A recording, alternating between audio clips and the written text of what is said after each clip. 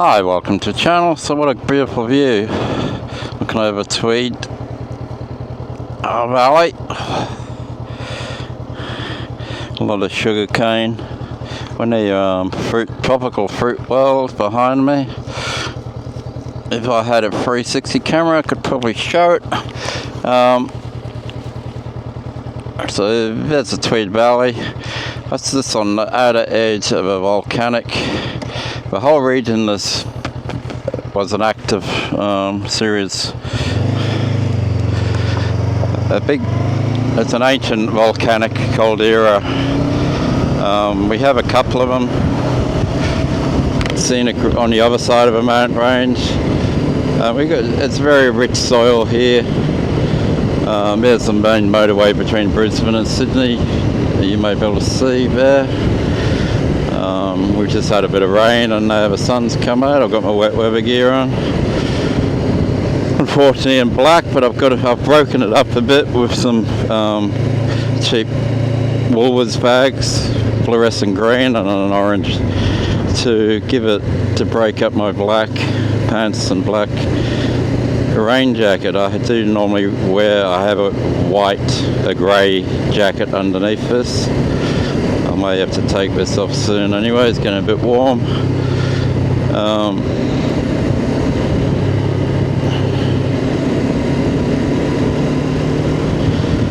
So the NX 500 it's equipping itself really well. I'm quite happy. I've got a bit of a concern, and I think we need to be honest about things. This is the first I've owned about this is my fifth bike in 3 years. I've swapped them over. Most I've owned is two bikes, which was a South Random Rally and a KLR and a Versus 650 and a Versus. I sold a Rally. Then I kept the Versus 650 for a while and bought the Transalp 750. And then I sold the Versus and only had the Transalp, and then traded that in on another Transalp. And now I've got NX 500, and the first time on any ownership. So on them bikes, probably about 70,000 k's in total, 65, 70. I had never had to replace one fork seal. The only thing I was ever needed was about to come up was chain and sprockets on the 23 Transalp at 30,000 k's, and even then they would have went another 3,000 or 4,000 k's, but I traded it in. Yet on the 1,000 k service they found a blown fork seal, a sipping fork seal, so they replaced it with no charge. But I just thought I'd mention that. I asked them, because I was shocked, not like fall over shocked, but I was like, oh wow, because I didn't really expect that they would say a brand new bike, 1,000 k service, would have to have a left-hand fork seal replaced. But apparently, they said sometimes it happens under transport. I've been sitting in the warehouse. It's okay. Well, I think okay. It wasn't spotted on the pre-delivery, and we're supposed to, they build the bikes up and they're supposed to do a pre-delivery check. But okay, these things happen, so at least they've rectified it and obviously didn't charge the customer because it's still under warranty. But I guess if they wanted to be awkward, they could have said that it's a consumable and you must have gone over rough ground. And well, I think it'll be a bit hard for them to justify that. The bike is an adventure bike, but it hasn't been off-road, it's been on these roads. So I'm just hoping that I'm going to keep an eye on both fork seals, and I'm just hoping it's not the sort of bike that is so soft that it can't handle these back roads, these tar roads. Because the Transalp, 40,000 k's on two bikes, and it never did a fork seal, never did anything, no issues. So, but just thought I'd mention that. It's probably just the bike is a 24 build, so it had been sitting in the warehouse for a while, and maybe they over compressed the forks on the transportation of a bike. But you'd think, that should not happen. But maybe the oil was a bit But anyway, we can say it should have been picked up on pre-delivery of a build.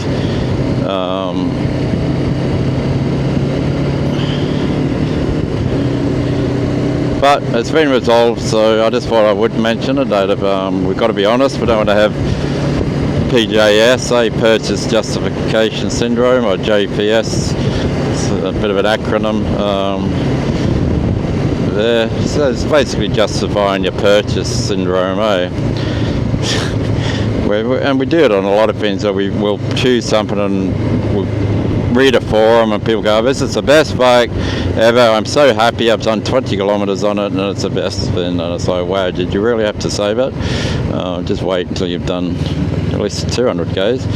But you know, everybody wants to express their happiness, their joy and happiness and satisfaction and smugness for buying a particular bike, I guess.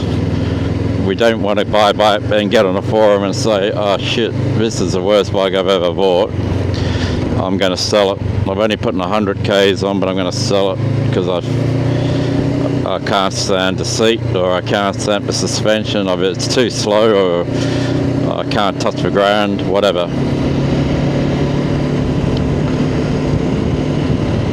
So trying to be very balanced from a perspective, because I'm sure this is going to be a growing trend of more and more people downsizing from bigger bikes that are really too big, unless you're like, you know, you're a 6 foot, 34-inch leg gym freak, you know what I mean? Who could, you know, pick up an Africa Twin with one hand, because these bikes, even this bike's 196 kilos. It is freaking heavy. It's got no place off-road, and by off-road I mean going up technical trails that you might take a DRZ 400 or a CF300 Rally or a KTM EXC bike or a CF 450. The sort of trails I used to ride when I was younger on an IT200, an IT175, even my YZ80s, even my Honda Z50, because it was so freaking light, and even when I was a kid and so low to the ground, you could take it anywhere, When it bottomed out and the scrape, you sort of lifted it up over, So it's like, romanticism, and let's face it, when they advertise a bike as having like an Africa Twin, 110 horsepower, or a Transalp is 92 horsepower, it sort of gets the imagination going, You sort of go, wow, 92 horsepower, wow, it's got long suspension, it's got ground clearance, it looks exactly like my old, you know, it looks like a trail bike. It must be a trail bike. It would be a trail bike. It would be a frickin', you would not be using anywhere near 92 horsepower on a trail, but unless you wanted to go straight into a tree, but because, you know, you're barely going to be able to use 47 horsepower on single trail or technical trail, or even forest roads, That's a lot of horsepower. Build up a momentum of speed, So, like even this little 47 horsepower, you know, look at this. He's gonna go, So if you can't have fun on these type of roads without power delivery, and it's good, it's coming in. You can rev the bike out. You can feel that sensation of revving, going through the gears like the old motocross 2-strokes and enduro 2-strokes. But you're not doing silly speeds, So we'll sort of do it again.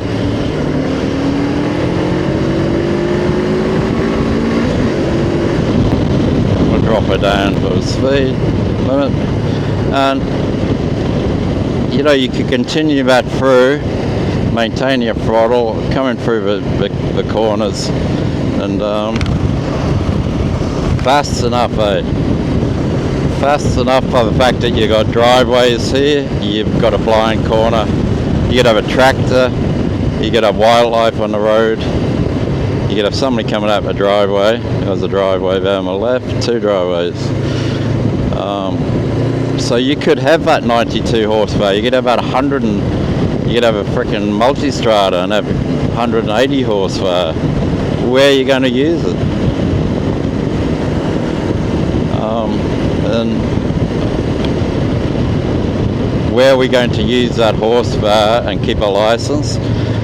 Where are we going to use that horsepower and keep a life safe within?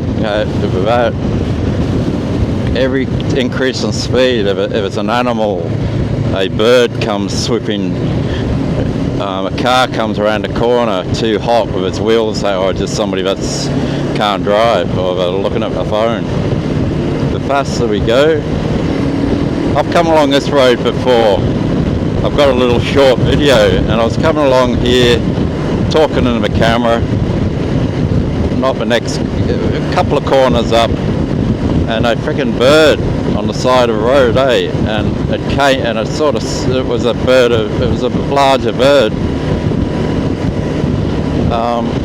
and that was just a small incident. It wasn't a kangaroo or anything, but if that bird had, instead of flying that way over my head, it came across, that could have caused, and there was a car coming the other way, that could have caused either a person to swerve if they panicked, to miss the bird, or hit the bird and got injured, You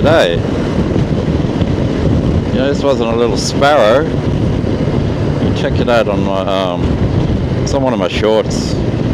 So I think it was this, not sure, it was this corner here. I'm not sure. I think no, it was the next corner. I think it was the next corner. But anyway, look, it's neither here nor there. I think it was the next corner. And the fact that I was probably only doing this speed,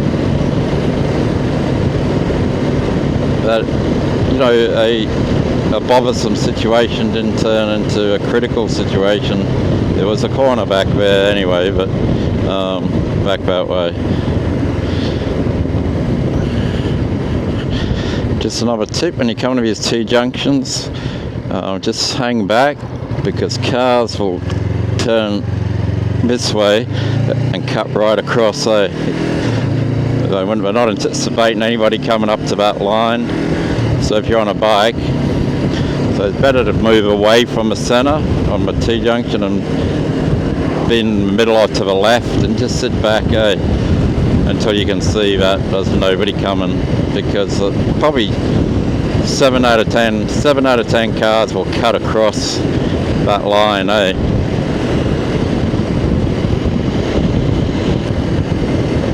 So this is Kongdong, a sugarcane refinery. I've got a video up on this place as well on the channel, so check it out if you want. And so it tells a little bit of background of this this place called Kongdong, a sugar refinery.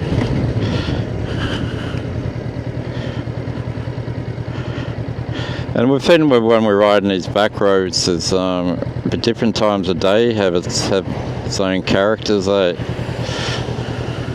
I'm not going to bother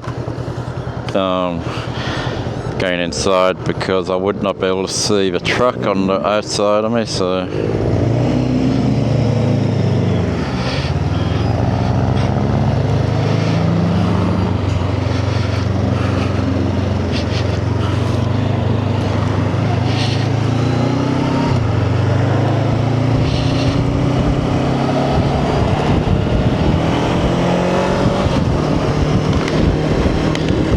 yeah, so different times of day, these back roads have different characters, like what I mean, different characteristics, different moods.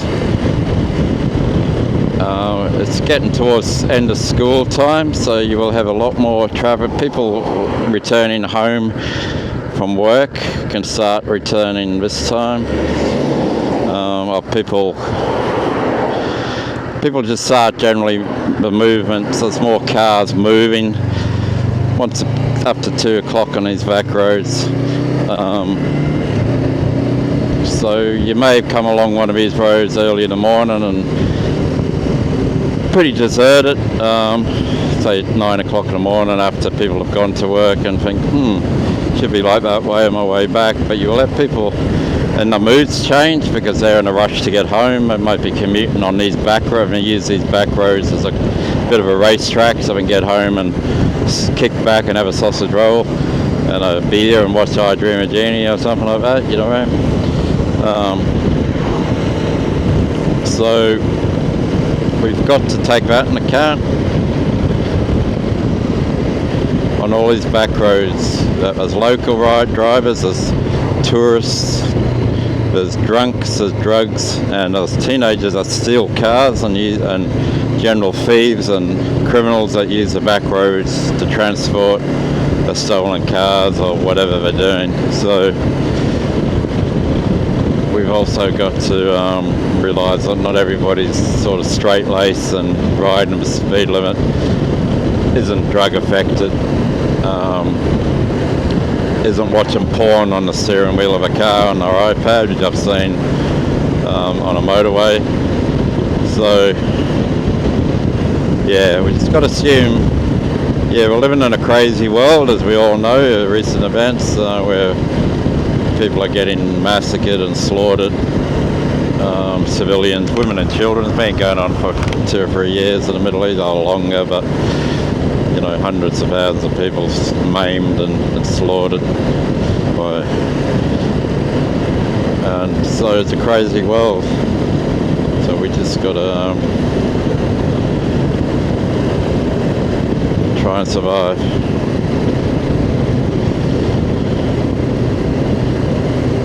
Now this is Numinbah racecourse, on the right hand side, and this is Cane Road, so this cuts off all of Numinbah.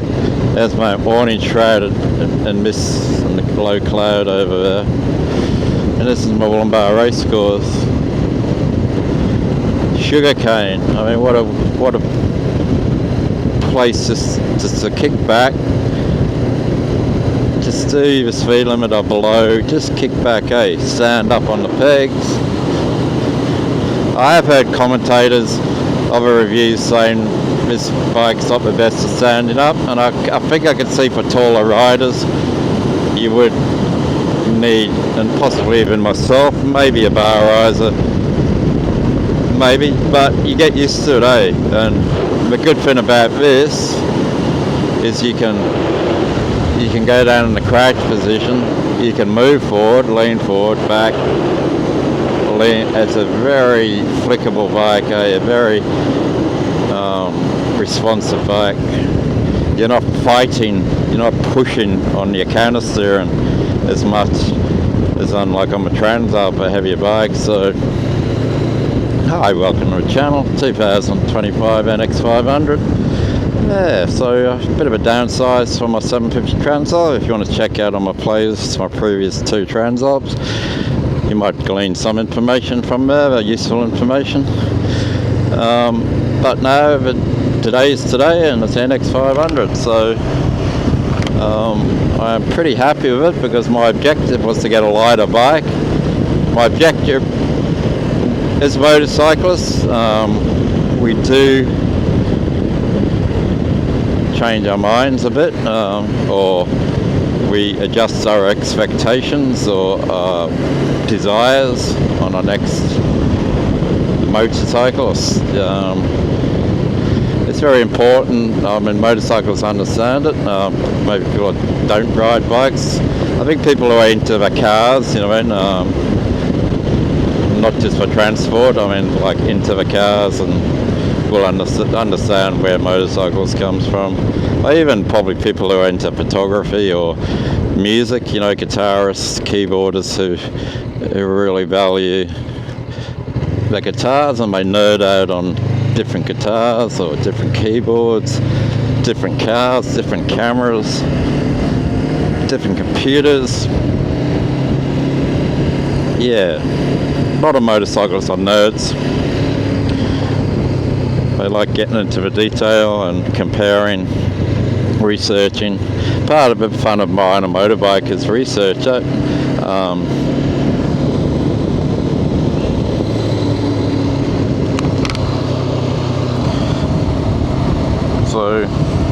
people that like researching,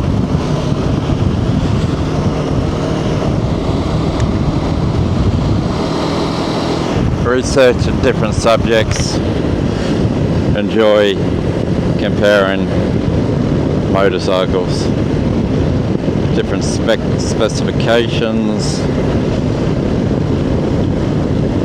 Because let's face it, we can't sit on a bike, we can't go and test ride many bikes. If a dealer thinks you are genuinely cashed up, or you have the funds, they'll let you ride a few bikes, but there's a lot of dealers won't let you frickin' sit on them, never mind, but you know, some do. At least sitting on a bike gives you some sort of indication. Like, I've sat on the KLE 500. Sorry, I studied the KLE 500 closely, and I came to a conclusion after like moving it sideways with my hands, feeling the weight of the bike, but it was pretty much like my old Transalp, So if I had got the KLE 500 with 21, it's the 21-inch front wheel that makes the bike, I feel, top heavy, and not quite balanced. Where this 19-inch front wheel and 17-inch back wheel feels a lot more. It may only weigh 12 kilos lighter than the Transalp.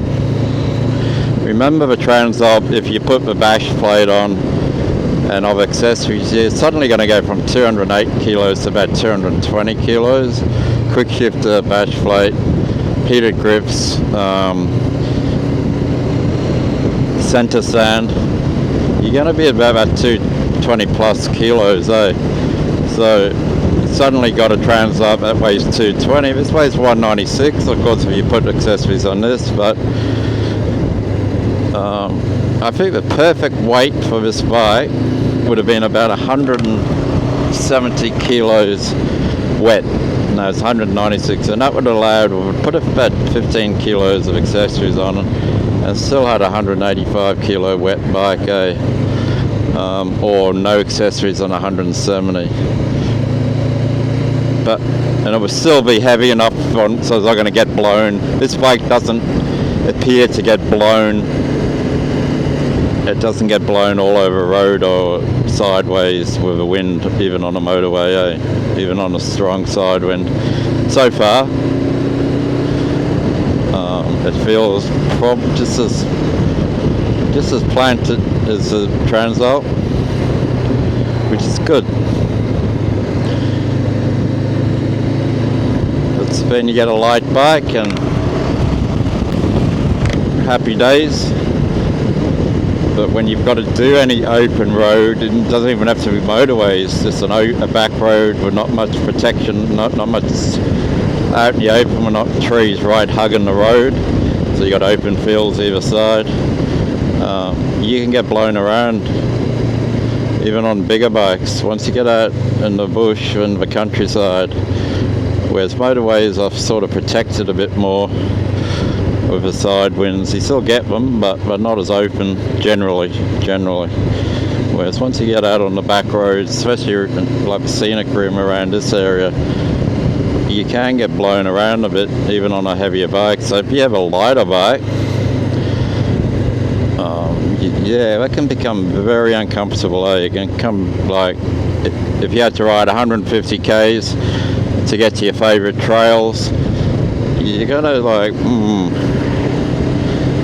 suddenly becomes like a chore before the excitement, the enjoyment. You can see why people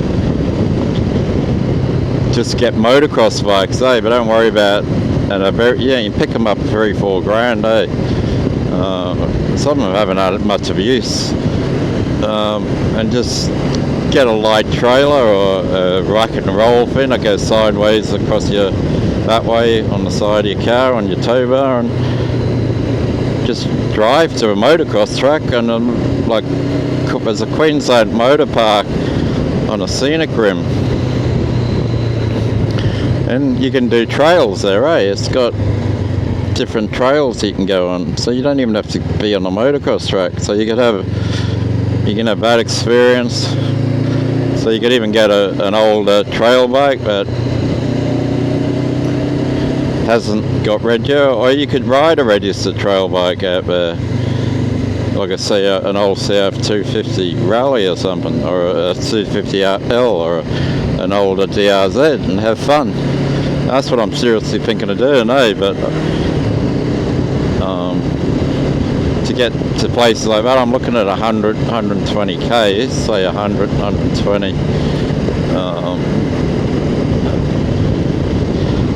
It's different different, and I'm thinking, yeah.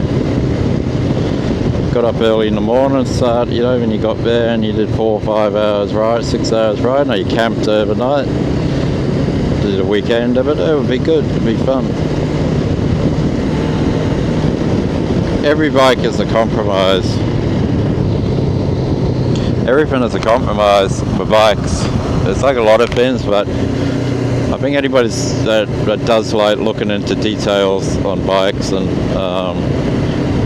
generally a lot of bike riders, we're pretty much the same. A bit nerdy when it comes to bikes and stuff, and we realise that whatever you gain from doing modifications or getting a particular type of bike,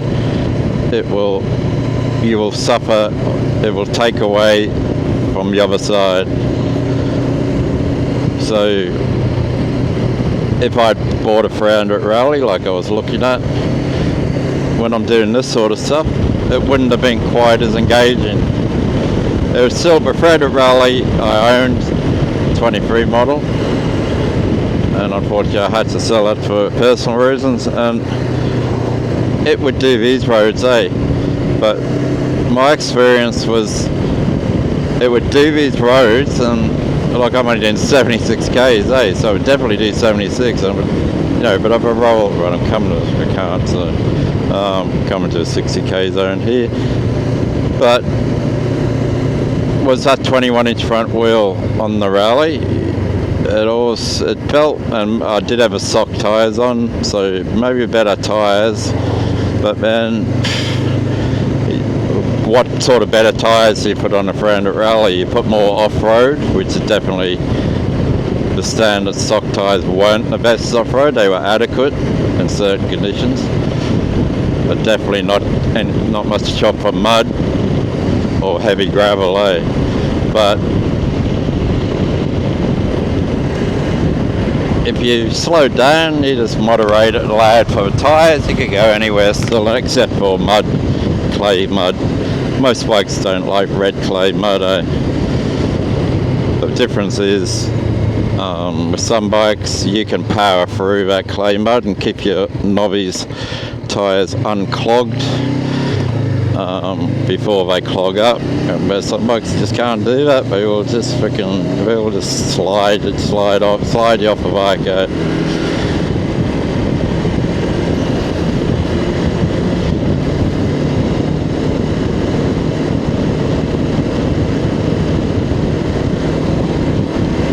So I think I've achieved my objective. It's getting a more manageable, light, more flickable bike for the road, for the back roads. One where I come to a stop, I have more confidence. I'm not a loner rider, so I've ridden since I was 11. But it's a lot of weight to be carrying, 208, and my bike weighed 235, my transit with all the accessories and the panniers and stuff that I put in the panniers.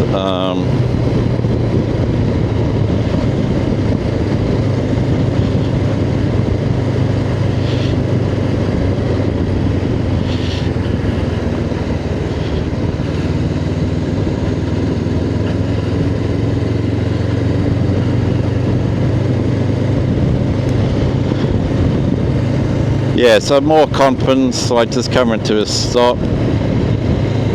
on a hill or an off camber. When you're a shorter person with shorter legs, and you're not a gym expert, a gym junkie, you know what I mean, a gym regular gym user, and you're losing a bit of body core because of age, you know, it's core body strength. You don't want to be 230 kilos with long suspension travel, so you've got to be 100% precise on your stops, and sometimes that isn't always doesn't always happen when you have an unexpected stop on a hill. Hey, I've talked on my videos about I had a furniture, one of my budget furniture truck removal fins stop on a left-hand turn like this, but on a 40-degree mountain on the Gold Coast at Tullabudra, and 40-degree grade, and just stopped and started rolling back towards me. That's not exactly where you can really just do a planned stop and pick where the camber's going to be right. You know, I had to stop because I didn't want to get flat. The truck was, you know, it was 20 metres in front of me, but it was rolling back. Not out of control, but if I had have got any closer, it would have been a bit dicey. So you have to come to a stop, and you've got to put your foot down where you can put your foot down. And it was my right-hand foot, brake foot, instead of my usual left foot, the clutch side foot, because it was a camber, and that became tricky. So things like that, when you're on a taller bike,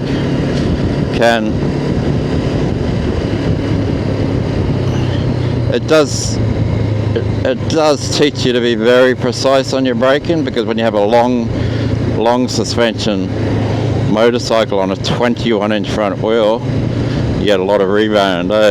You get rebound on a 17-inch front wheel as well. I'm not saying you can't,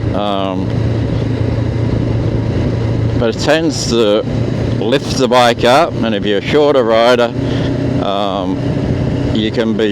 your leg can be dangling in the air, when you come into a stop. So I just thought I'd like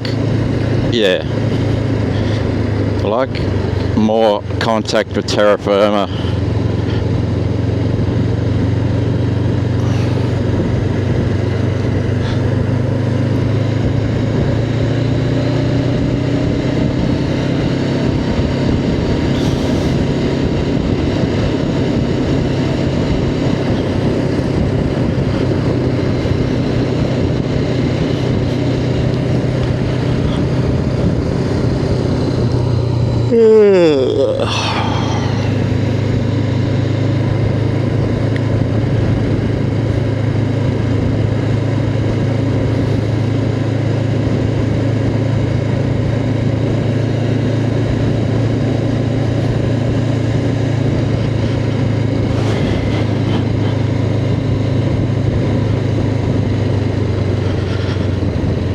It's amazing when you come through places that you come through many times before, but your speed has dropped even more than you may have been going before. How you notice things.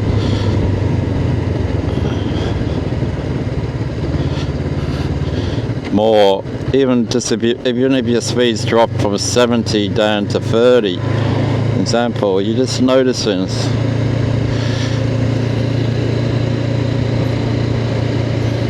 In more detail.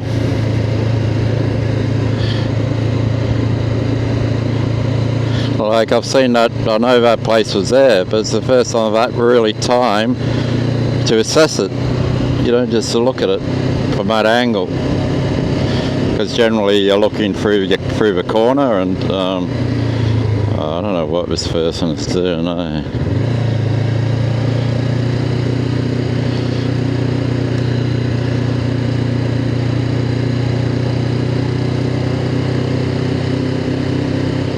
Yeah, that's the way, mate. Put your right hand indicator on and turn left.